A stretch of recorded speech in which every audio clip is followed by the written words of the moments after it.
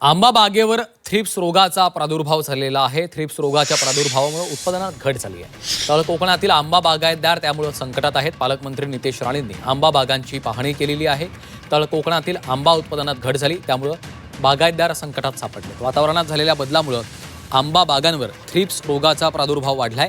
चिंतेत आलेल्या बागायतदारांची सिंधुदुर्गचे पालकमंत्री नितेश राणे यांनी भेट घेतली आहे। यावेळी त्यांनी आंबा बागांची पाहणी केली आणि शेतकऱ्यांना मदतीचं आश्वासनही दिलं आहे। आणि हे बघा ते छोटे छोटे आंबे आहेत, कणी दिसते, परंतु ती सगळी प्रमुख आंबा बागायतदार आज ते ह्या माझ्या बरोबर आहेत। म्हणून आता ह्याच्यामध्ये राजकारण, आता आंब्याचे बाग आहे किंवा आंब्याचं ते काय ते कुठल्या एका पक्षाचं नाही, कोणा पक्षाचा झेंडा लागलेला नाही। आणि म्हणून आमच्या देवगड, आमच्या सिंधुदुर्ग, आमच्या कोकणाचं अर्थकारण त्यांच्यावर अवलंबून आहे।